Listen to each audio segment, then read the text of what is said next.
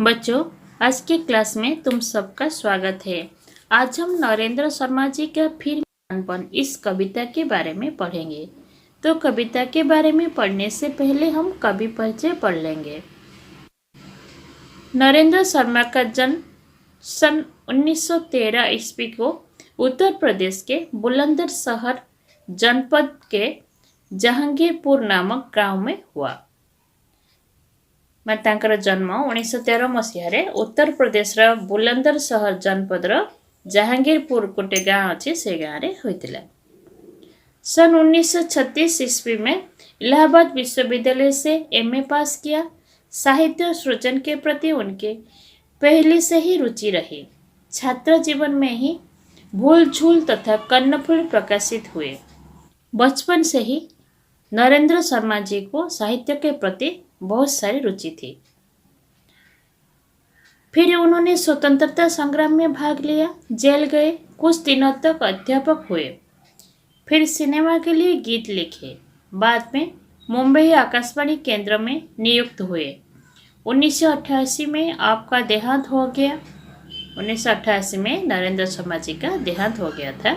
उनकी प्रमुख कविताएं हैं प्रभात फेरी, प्रवासी के गीत, प्रीति कथा, कामिनी, अग्निशस्य, कदली वन, प्यासा निर्झर, उत्तर जय, बहुत रात गए आदि। नरेंद्र शर्मा की कविता में मानव प्रेम, प्रकृति सौंदर्य के सरल और सजीव चित्र मिलते हैं। जड़ वस्तुओं में मानवीय चेतना, करुणा की भावधारा बहती है। बाद में वो समाज के दुख दर्द के प्रति आकृष्ट हुए और असुविधाओं को दूर करने की आवाज उठाई, विद्रोह किया। शर्मा जी की भाषा सरल, शुद्ध और भावगर्भक होती है। तांकर भाषा अति सरल, सुंदर और भावपूर्ण अटे। अब कविता के भावबोध पढ़ेंगे। मनुष्य अमृत की संतान है। माने मनुष्य को अमृतर संतान बोले कहा जाए थे। अपनी महानता के कारण वह सबसे श्रेष्ठ प्राणी के रूप में परिचित है। मनुष्य अपने महानता के कारण समाज में सबसे श्रेष्ठ प्राणी के रूप में परिचित है, लेकिन आज वो अपना कर्तव्य भूल गया है। अपने कर्तव्य पर सचेतन होने के लिए कवि ने इस कविता में सलाह दी है। कवि ने इस कविता में सलाह दी है कि मनुष्य का जो कर्तव्य है उस पर उसे सचेतन रहना चाहिए। मनुष्य को मनुष्यता का पाठ पढ़ाने के लिए, संसार को स्वर्ग बनाने के लिए यह कवि की चेतावनी है। कवि ने मनुष्य को फिर महान बनने की प्रेरणा दी है। अब कविता की पढ़ाई करेंगे। फिर महान बन मनुष्य, फिर महान बन। यहाँ कवि मनुष्य को महान बनने के लिए प्रेरणा दी है। मन मिला अपार प्रेम से भरा तुझे, इसलिए कि प्यास जीव मात्र की बुझे। मनुष्य को अपार प्रेम से भरा हुआ मन मिला है, इसलिए मनुष्य को महान बनना चाहिए। विश्व है तृषित, मनुष्य अब न बन कृपण, फिर महान बन।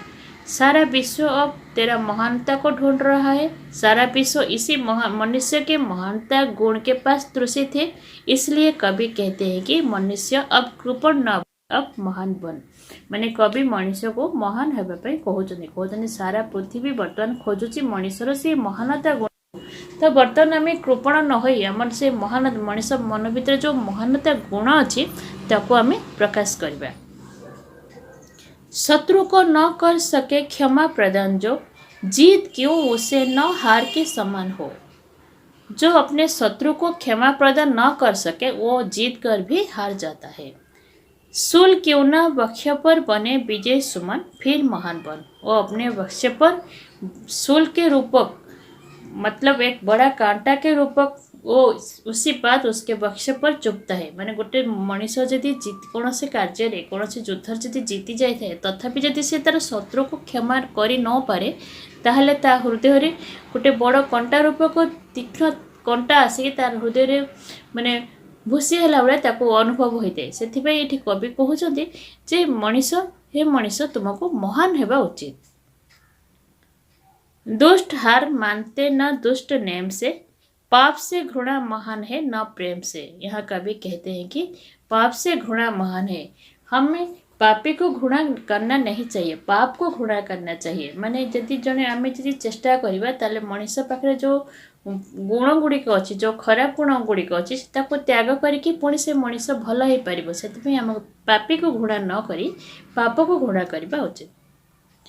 दर्प शक्ति पर सदैव गर्व करना मन फिर महान बन। अपने दर्प शक्ति पर गर्व करना नहीं चाहिए। यदि मनीष को महान होबार इच्छा अच्छी ताहले से मनीष सब भल काम कर निजको निजर ऊपर कौन गर्व अहंकार रहा उचित नुहे। अब हम शब्दार्थ पढ़ेंगे। महान, महान का मतलब श्रेष्ठ, अपार, असीम। प्यास का मतलब तृषा, तृषित, प्यासा। कृपण, कृपण का मतलब कंजूस। क्षमा, क्षमा का मतलब माफ।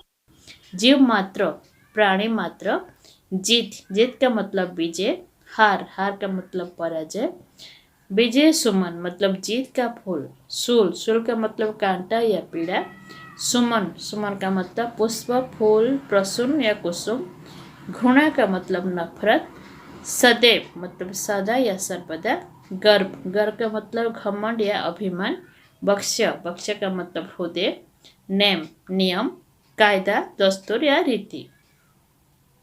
दर्प शक्ति, दर्प शक्ति का मतलब घमंड। बच्चों, आज के लिए इतना ही। धन्यवाद।